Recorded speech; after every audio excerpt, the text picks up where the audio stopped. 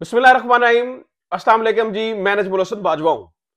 नाज़रीन किराम, आज 1 दिसंबर है और दिन है जुम्मा मुबारक का। जुम्मा हमेशा से नून लीगियों के लिए भारी रहा है। ये आप देखते रहे हैं, हमेशा से नून लीग के लिए जुम्मा मुबारक का दिन भारी रहता है। वैसे तो दिसंबर बड़ा लकी मंथ है पाकिस्तान मुस्लिम लीग नून के लिए। इस महीने में बड़ा कुछ होना है इनके लिए। इस महीने में आपने प्लान तो ये था कि बरी होता हुआ देखेंगे नवाज शरीफ साहब को तमाम मुकदमात के अंदर, नवाज शरीफ साहब की तमाम सेटिंग्स होते हुए देखेंगे। इमरान खान के जो केसेस हैं वो आप जल्दी जल्दी कंक्लूड होते हुए देखेंगे। इमरान खान को जो है ना वो मुख्तलिफ केसेस में सजाएं मिलते हुए देखेंगे। इमरान खान के गिर्द घेरा तंग होते हुए देखेंगे। तो ये बहुत कुछ प्लान किया था दिसंबर के महीने में, लेकिन दिसंबर का पहला ही दिन, नाज़रीन किराम, पहला ही दिन जो है वो बहुत भारी पड़ा है पाकिस्तान मुस्लिम लीग नून के ऊपर। आप एक वीडियो वायरल होती हुई देख रहे हैं इस वक्त। आपने जरूर देखी होगी। यूनिवर्सिटी के कुछ स्टूडेंट्स हैं जो एंकर तलत हुसैन साहब के प्रोग्राम के अंदर बात कर रहे हैं। इन स्टूडेंट्स ने नवाज शरीफ साहब की आत्मा रोल दी है।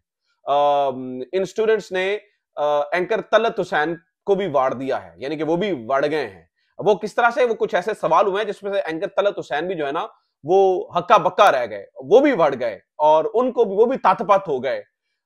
इस एक वीडियो ने, नाज़रीन किराम, ये कुल मिलाकर मेरे ख्याल से ये छोटी 4-5 मिनट की ये वीडियो है, 4 मिनट 36 सेकंड की टू बी वेरी एग्जैक्ट, जो कि छोटा एक मोन्टाज जारी हुआ है। इस 4 मिनट की 36 सेकंड की वीडियो ने मरियम नवाज साहिबा के 10 अरब रुपए, यानी कि उनके प्लान के 10 अरब रुपए डुबो दिए हैं। ये सब कैसे हुआ, किस तरह से हुआ, इस वीडियो में ऐसा क्या है, स्टूडेंट्स ऐसे सवाल क्यों पूछ रहे थे, किस तरह से ये कहां पर ये वाकया पेश आया, ये सारी चीजें तो अमूमी सवाल है। लेकिन खसूसी सवाल जो सबसे मोस्ट इंटरेस्टिंग, मोस्ट इंपॉर्टेंट चीज है, जिसके ऊपर नाज़रीन किराम शायद आपने गौर नहीं किया होगा, वो ये है कि ये प्रोग्राम चला है समा टीवी के ऊपर। चलाने वाले हैं, यानी कि प्रोग्राम को कंडक्ट करने वाले हैं तलत हुसैन साहब। तो सबसे बड़ा सवाल तो ये होना चाहिए ना कि ये प्रोग्राम चल कैसे गया। मतलब समा की स्क्रीन ने, एंकर तलत हुसैन साहब ने इसको चला कैसे दिया, तो ये सबसे इंटरेस्टिंग क्वेश्चन है। तो उसके लिए जनाबे वाला सुन लीजिए कि इस प्रोग्राम को रोकने की कोशिश की गई, ये प्रोग्राम रोकने के लिए कहा गया, तो फिर ये प्रोग्राम ऑन एयर कैसे हो गया। ये कुछ दिलचस्प सवाल हैं, ये कुछ दिलचस्प चीजें हैं जो मैंने आपके साथ डिस्कस करनी है, आपके सामने कुछ तफसीलात रखनी है कि ये ऑन एयर कैसे हुआ, इस एक वीडियो ने कैसे 10 अरब रुपए, ये 4-5 मिनट की वीडियो ने कैसे 10 अरब रुपए डबो दिए हैं। कैसे मरियम नवाज साहबा का पूरा प्लान जो है ना वो टाइम टाइम फिश हो गया है, और कैसे तलत हुसैन साहब को दंदल पड़ी हुई है। अब जो कुछ उन्होंने कर तो लिया, पांव पे कुल्हाड़ी मार तो लिया, उसके बाद दंदल कैसे पड़ी हुई है, ये इसकी तफसीलात जो है ना वो मैंने आपके सामने रखनी है। मेन खबर तो यही है, सबसे बड़ी खबर। लेकिन इसके अलावा कुछ और भी इंपॉर्टेंट खबरें हैं, जैसे कि काजी फायज ईसा साहब के, माजरत के साथ मैं सख्त लफ्ज इस्तेमाल कर रहा हूं, अल्लाह करे तो इन्हें दारत ना लगे, लेकिन मेरे पास इससे ज्यादा मुनासिब लफ्ज नहीं है। काजी फायज ईसा साहब के ढकोसले, कुछ इस बारे खबर देनी है, कुछ जो है ना 190 मिलियन पाउंड को के रेफरेंस को लेकर खबरें हैं, कुछ इमरान खान के बारे में खबरें हैं, और कुछ निगरान हुकूमत को लेकर खबरें हैं। तो खबरें काफी ज्यादा हैं, लेकिन ऑब्वियसली इंपॉर्टेंट जो है वो सबसे पहली है जो मैंने आपको बताया। तो इनकी तफसीलात आपके सामने रखनी है, लेकिन आगे बढ़ने से पहले दरखास्त है, चैनल सब्सक्राइब जरूर कर लें अगर अभी तक आपने नहीं किया है। फेसबुक पेज को फॉलो जरूर कर लें, ये आपसे दरखास्त है। अगर आपको मेरा कंटेंट पसंद आ रहा है, खबरें पसंद आ रही हैं, तो मेरा साथ दीजिए यूट्यूब के ऊपर। इससे हमें फायदा ये होता है कि ज्यादा से ज्यादा लोगों तक सच पहुंचाने में, खबर अगर आप हमें समझते हैं कि हम सच बोल रहे हैं और दुरुस्त खबरें हैं, तो ज्यादा से ज्यादा लोगों तक पहुंचाने में हमारा साथ दीजिए। तो नाज़रीन किराम, सबसे पहले जो है ना वो मुख्तलिफ चीजों से शुरू करते हैं, फिर मैं आ जाता हूं इस वीडियो की तरफ। लेकिन सबसे पहले ये सुनिए कि सबसे इंपॉर्टेंट भी है और दिलचस्प भी है। खबर यह है 8 फरवरी को इलेक्शन का दिन रखा गया है, यानी कि 8 फरवरी को ये जो निगरान हुकूमतें हैं उन्होंने टाइम टाइम फिश होना है, बनता तो यही है। लेकिन कैसी दिलचस्प बात हो कि मैं अगर आपको ये बताऊं कि ये तो 5 साला मंसूबा बना रहे हैं, यानी कि जो मीटिंग्स हो रही हैं, जो टीम्स जिनको डेडिकेट किया जा रहा है, जिनको जो ब्यूरोक्रेसी को जो है ना वो चीजें दी जा रही हैं, उन्हें कहा जा रहा है कि आप 5 साला प्रोग्राम बनाएं। मैं मिसाल देता हूं आपको, ये खबर सुनेंगे, मेहताब हैदर साहब की इस्लामाबाद से खबर है। निगरान हुकूमत ने माहिरीन के 23 ग्रुप बना दिए हैं जो अहम इक्तिसादी मामलात के हवाले से 13वां 5 साला मंसूबा बनाने की तैयारी कर रहे हैं। ये 5 साला मंसूबा 2024 से 2029 के लिए होगा और इसमें macro economic framework, balance of payment, सरकारी तरक्याती प्रोग्राम, गजा और ज़राअत आबादी, गुर्बत, गवर्नेंस के हवाले से इस्लाहात और दीगर चीजें शामिल हैं। माहिरीन के इस ग्रुप को 15 दिसंबर तक अपनी सिफारिशात रिपोर्ट्स पेश करने की मोहलत दी गई है और तकरीबन 500 माहिरीन को 23 ग्रुप्स में तकसीम किया गया है। यानी कि जिनको हम भेजने की तैयारी कर रहे हैं वो तो लम्हे पड़े हुए हैं। आई डोंट नो इसका प्रोटोकॉल क्या है, एसओपी क्या है कि हर निगरान हुकूमत 5 साला मंसूबा बनाती है, या इस दफा जो है वो खास तौर पर ये मेहरबानी काकड़ साहब से हमारे ऊपर करवाई जा रही है।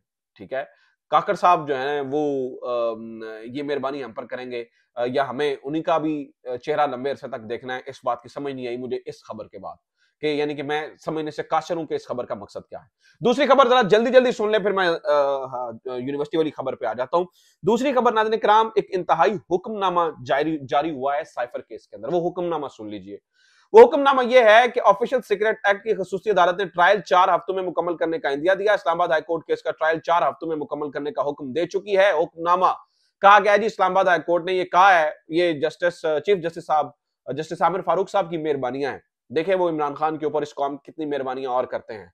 तो उन्होंने कहा जी वो 4 हफ्तों में ट्रायल का हुक्म दे चुकी है। केस की मजीद समाअत 2 दिसंबर को सुबह 9 बजे जेल में होगी, यानी कि कल, आज 1 तारीख और कल दूसरी तारीख डाल दी गई है मुकम्मल तोशाखाना तर्ज के ऊपर। ठीक है, चेयरमैन पीटीआई और शाह महमूद कुरैशी के खिलाफ केस की समाअत का तहरीरी हुक्मनामा जारी। चेयरमैन पीटीआई और शाह महमूद कुरैशी को अदालत में पेश नहीं किया गया। गुज़िश्ता समाअत पर अदालत ने आईजी और हसास इदारों की रिपोर्ट की रोशनी में जेल ट्रायल का हुक्म दिया था। चीफ कमिश्नर इस्लामाबाद और सुपरिटेंडेंट जेल को कानूनी तकाजे पूरी करने की हिदायत की थी, जबकि इस बारे में नाज़रीन किराम वजारत कानून को और दीगर लोगों को भी जो है वो ये कहा गया है कि आप जो है ना वो इन तकाज़ों को पूरा करें और इसके बाद जो है वो आप इस मामले को आगे बढ़ाइए। तो सबसे बड़ी और सबसे इंटरेस्टिंग खबर यह है कि 4 हफ्तों के अंदर इस ट्रायल को मुकम्मल करने का कहा जा रहा है। एक और खबर सुन लीजिए, वो आप मजीद आपकी दिलचस्पी उससे बढ़ेगी। वो ये है कि नैब ने 190 मिलियन पाउंड्स का रेफरेंस दायर कर दिया है। इसके अंदर जो रेफरेंस के अंदर शरीक मुल्जिमान हैं वो इंटरेस्टिंगली, वेरी इंटरेस्टिंगली, मलिक रियाज साहब, अली मलिक रियाज साहब, इसके अलावा जुल्फी बुखारी और जो शहजाद अकबर साहब हैं, इनको शरीक मुल्जिमान जो है ना वो बनाया गया है। अब एक चीज को गौर कीजिए और एक चीज को जो है ना वो आप जरा देखिए, आपको अंदाजा होगा कि मलिक रियाज साहब का नाम इसके अंदर शामिल होना बड़ी मजेदार बात है, क्योंकि पिछले कुछ अरसे से हम ये सुन रहे हैं कि मलिक रियाज साहब कोई इंटरव्यू दे रहे हैं, कोई इंटरव्यू दे रहे हैं। मलिक साहब ने भी ये बताया कि वो कुछ हिस्से रिकॉर्ड कर चुके हैं। तो अचानक से मलिक रियाज का जो है वो नाम क्यों डाला गया है, इसके बारे में मैंने आपको ये भी बताया था। खबर ये भी थी कि 2 मीडिया की अहम शख्सियात गई थी मलिक रियाज को मनाने यहां पर किसी के कहने के ऊपर, लेकिन मलिक रियाज साहब नहीं मान रहे थे। अब मुझे नहीं पता कि मलिक रियाज साहब इंटरव्यू दे रहे हैं या नहीं दे रहे हैं, क्योंकि लास्ट खबर ये थी कि जनाब, एक पहले खबर आई थी कि वो नहीं मान रहे हैं, दूसरा उन्होंने कहा था जी मैं इस हद तक नहीं जाऊंगा, और तीसरा उन्होंने कहा था कि जनाब मैं कुछ हिस्से रिकॉर्ड किए हैं लेकिन कुछ हिस्सों के ऊपर अभी निगोसिएशंस नहीं हो रही हैं, बातचीत जो है वो नहीं बन पा रही है। तो अब खबर ये है नाज़रीन किराम कि उनका नाम जो है ना वो ये इसमें आ गया है। अब मुझे इस पे मुकम्मल भरपूर उम्मीद है कि नाज़रीन किराम ये जो है ना वो अब ये है ना वो जल्दी जल्दी ये सारा मामला भी तय हो जाएगा और मलिक रियाज साहब का भी इंटरव्यू हो जाएगा। अब आ जाते हैं नाज़रीन किराम जरा यूनिवर्सिटी के बच्चों के ऊपर। तो हुआ ये कि तलत हुसैन साहब ने एक प्रोग्राम मुनक्किद करवाया और इस प्रोग्राम को यूनिवर्सिटी के बच्चों में ले जाने की कोशिश की। और पहली दफा ऐसा नहीं हुआ कि यूनिवर्सिटी के बच्चों के साथ प्रोग्राम हो रहा हो। इस तरह के प्रोग्राम्स पहले भी होते हैं। तो तलत हुसैन साहब ने उसी तजर्बे की रोशनी में अपना प्रोग्राम जो है ना वो यूनिवर्सिटी के बच्चों के साथ कंडक्ट करने की सोची। अब जब ये प्रोग्राम कंडक्ट किया जा रहा था तो इस प्रोग्राम के अंदर इन्होंने जो गेस्ट बुलाए वो गेस्ट इन्होंने बुलाए अपना जमात इस्लामी के सेनेटर, JUI के हमदुल्ला साहब और नून लीग से एहसन इकबाल साहब। अब जब ये लोग आ गए तो यूनिवर्सिटी के बच्चों ने सवाल करना शुरू किए। अब जब सवाल करना शुरू किए तो सवाल कुछ इस तरह के थे कि आप हुकूमतों बनाने का कहते हैं, पहले मुझे ये बताइए कि फ्री एंड फेयर इलेक्शंस की क्या जिम्मेदारी है। सवाल नाज़रीन किराम जो है ना वो ये किया गया कि मुझे ये बताइए कि एक आपकी हुकूमतों में जाली जो अनपढ़ लोग हैं वो साइंस और इंफॉर्मेशन मिनिस्ट्री होती है उनके पास, तो वो कैसे तरक्की कर सकते हैं? ये सवाल किया गया कि नवाज शरीफ को ही आपने बनाना है तो फिर इलेक्शन करवाने का फायदा क्या? फिर यह सवाल किया गया कि जवान तो पाकिस्तान के लिए है, क्या पाकिस्तान जवान के लिए है? यह सवाल किया गया कि 90 रोज के अंदर इलेक्शन होने थे, क्यों नहीं हो सके? लेकिन जिस सवाल के ऊपर एंकर तलत हुसैन साहब वड़ गए ना, वो नाज़रीन किराम 3 मिनट, यानी कि जो इस वक्त वो 4 मिनट और 36 सेकंड की एक वीडियो वायरल हुई है, आपने देखा ही है, वो इस वक्त आप पीटीआई के अकाउंट पे भी पड़ी है, उसमें 3 मिनट और 36 को सेकंड के ऊपर उन्होंने सवाल किया एक स्टूडेंट ने एंकर तलत हुसैन से, जिसके बाद वो सुमुन बुकमुन उमयुन हो गए। वो सवाल ये था तलत हुसैन साहब से कि आपके फेलो जर्नलिस्ट इगवा शुदगान के इंटरव्यूज करते हैं और उसके ऊपर बड़ा फख्र महसूस करते हैं, आपको लगता नहीं है ये जर्नलिज्म के एथिक्स के खिलाफ है? तो इसके ऊपर जो है ना वो बिल्कुल सुमन बुकमुन हो गया, क्योंकि वहां पे कुछ ज्यादा इसलिए नहीं कह सकते थे क्योंकि नाज़रीन किराम वही तलत हुसैन साहब हैं जिन्होंने आदिल अब्बासी साहब को जो है ना वो अपने साथ बिठाकर, मुर्तजा सोलंकी के साथ बिठाकर इस अमल को जस्टिफाई किया, इस एक्ट को जस्टिफाई किया था। तो यहां पर ये बढ़ गए। तो इनको तो शायद किसी ने बताया ही गलत कि आपको इस जो है ना वो जाना चाहिए वहां पे, नहीं वहां पे जाना ही नहीं चाहिए था, क्योंकि इन्हें अंदाजा नहीं है कि यूथ इस वक्त क्या सोच रही है। नाज़रीन किराम, इसको रुकवाने की कहां बात हुई और फिर ये कैसे आने हुआ, ये बताने से पहले मैं आपको बताऊं एक मजे की बात। इस एक वीडियो ने, ये जो 4-5 मिनट की वीडियो है, इसने 10 अरब रुपए डुबो दिए हैं। वो किस तरह से? जब ये 16 महीने की हुकूमत थी, आप इस बात को जहन में रखिए कि मीडिया को 10 अरब रुपए के इश्तेहारात दिए गए। 10 अरब रुपए के इश्तेहारात जो है ना वो मीडिया ने चलाए, और इन इश्तेहारात, ये ऑडिट रिपोर्ट के अंदर लिखा हुआ है, ये मैं नहीं कह रहा हूं, ये ऑडिट रिपोर्ट कह रही है कि 10 अरब रुपए के इश्तेहारात इन तमाम मीडिया चैनल्स को दिए गए। और ऑब्वियसली उसका मकसद ये था कि तुन के रखो, यानी कि इमरान खान को तुन के रखो और नवाज शरीफ को उठा के रखो। दिन रात हमने कैंपेन्स होती हुई देखी, इलेक्ट्रॉनिक मीडिया पे बैठे रंग बिरंगे एंकर्स देखे, हमने इगवा शुदगान की प्रेस कॉन्फ्रेंसेस देखी, हमने पार्टी छोड़ते हुए देखे, हमने इमरान खान के ऊपर इल्जाम लगाते हुए लोगों को देखा। लेकिन नाज़रीन किराम, इस 4 मिनट 36 सेकंड की वीडियो ने तमाम चीजों को दबो के रख दिया, वाड़ के रख दिया, बढ़ गया, सब कुछ बढ़ गया। इसके बाद मेरा ख्याल है कि कुछ बचा नहीं है। और वो जो 10 अरब रुपए की कैंपेन चलाई थी और जो कहा गया था, वो नाज़रीन किराम वो ठुस दिन रात चलने वाली कैंपेन 10 अरब रुपए की इस 4-5 मिनट की वीडियो ने जो है उसको जाया कर दिया है।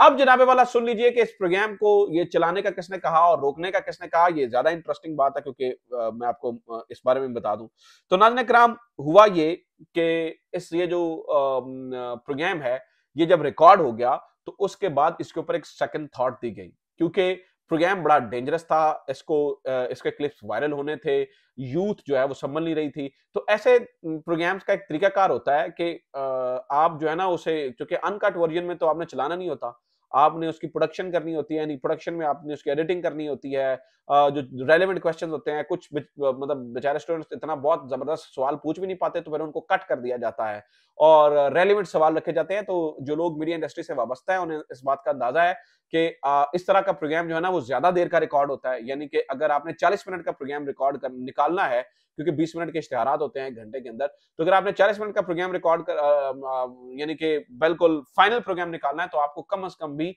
1.25 घंटे की जो है ना वो रिकॉर्डिंग करनी पड़ती है, कम से कम 30-35 मिनट या कम से कम भी 20 मिनट की रिकॉर्डिंग जो है वो आपको ज्यादा करनी पड़ती है, ताकि कट टू कट जो है ना वो हमें जाना पड़े, मतलब कुछ गलत भी हो जाता है तो उसको जो है ना वो जो चीजें नहीं चलाने वाली उनको निकाल दिया जाता है। तो सोचा ये कर लिया जाए, लेकिन नाज़रीन किराम आप हैरान हो गए जब ये सेकंड थॉट दी गई, तो प्रॉब्लम ये थी कि सारे के सारे लोगों ने बात एक तरह से की थी, यानी कि 95% लोग एक ही तरह की बात कर रहे थे। तो कितने लोगों को कट किया जा सकता था, कितने लोग जो है ना वो निकाले जा सकते थे। और फिर जिन जिन लोगों को बुलाया था, एहसन इकबाल साहब जेआई से और जेयूआईएफ से रिप्रेजेंटेटिव थे, उनको बुलाया था, तो वहां पर भी इंप्रेशन जो है ना वो बुरा जाना था। तो चले मैं मान लेता हूं कि हो सकता है कि वहां उनकी इतनी जो है ना वो प्रॉब्लम ना भी हो, तो इनको काट लेते तो क्या होता, मतलब फिर प्रोग्राम चलाते क्या, बचा कुछ नहीं था। लिहाजा इसको वो कहते हैं ना कि आखिरी मौके के ऊपर जर्नलिज्म का कीड़ा जागा और कहा कि कुछ नहीं हो है, अब जो होगा देखा जाएगा, आप इसको जाने दीजिए। अब जो होगा वो तो जाने तो दिया, लेकिन अब जो हो रहा है वो देखा नहीं जा रहा उनसे। सोच के यही चलाया था कि जो होगा देखा जाएगा, लेकिन अब जो हो रहा है वो उनसे देखा नहीं जा रहा है। और समा टीवी में भी ऑब्वियसली परेशानियां हैं। मैं आपको ये बता दूं कि समा जो है ना वो बहुत ज्यादा इख्तिलाफी नजर को बर्दाश्त नहीं करता है, और आपको पता ही है कि उनकी मलकियत जो है वो किसकी है और वो किस तरह जो है ना वो चीजों को चलाते हैं, तो ये नाज़रीन इकराम अब ये ज्यादा देर जो है ना वो उसको उस तरह से बर्दाश्त किया भी नहीं जा सकता। काजी फायद ईसा साहब का ढकोसला सुन लीजिए नाज़रीन इकराम। मैंने चूंकि वीडियो के शुरू में कहा था कि उनकी एक चीज मैंने आपको बतानी है। आज सुबह सवेरे पता चला जी काजी साहब ने 2 गाड़ियां नीलाम की हैं, एक लैंड क्रूजर टोयोटा की और एक मर्सिडीज बेंज। दोनों लग्जरी गाड़ियां काजी साहब कहते हैं जी मैं इस्तेमाल नहीं करेंगे, इनको बेच के जो है ना वो आप दे दो। ठीक है जी, बड़ी अच्छी बात है, तालियां होनी चाहिए काजी साहब के लिए, बहुत अच्छा काम कर रहे हैं। लेकिन काजी साहब को ये किसी ने बताया नहीं है कि उनके पास ये 13 महीने हैं सिर्फ। 13 महीनों में कौम कहती है आप गाड़ियां ना बेचें, आप 2 और रख लें बेशक अपने पास, लेकिन जो कौम चाह रही है वो दे। कौम चाहती है आप उसको इंश्योर करें कि इलेक्शन 8 फरवरी को ही हो रहे हैं, लेट ना हो। कौम चाहती है आप इंश्योर करें कि फ्री एंड फेयर इलेक्शन हो, और कौम ये चाहती है कि आपको इमरान खान ने 184(3) के तहत एक खत लिखा है बतौर पिटीशन, आप उसको सुने और जो जबरी गुमशुदगियां हो रही हैं और जो लेवल प्लेइंग फील्ड नहीं है उसके ऊपर फैसला दे। कौम आपसे ये चाहती है, आप गाड़ियां बेचते फिर रहे हैं। मतलब मैं तो हैरान हूं कि ये कैसे हो रहा है। तो काजी फायद ईसा ऑनरेबल जज हैं, ऑनरेबल जस्टिस हैं, हम उनकी बड़ी इज्जत करते हैं, पूरी कौम उनकी इज्जत करती है। लेकिन उनसे सिर्फ अर्ज एक ये है कि जिस काम के लिए आप चीफ जस्टिस, जिस काम के लिए इंतजार किया गया आपका और जिस काम के लिए डंके बजाए आप गए, आपके लिए बराए मेहरबानी वो काम कीजिए और हमको इंसाफ दीजिए।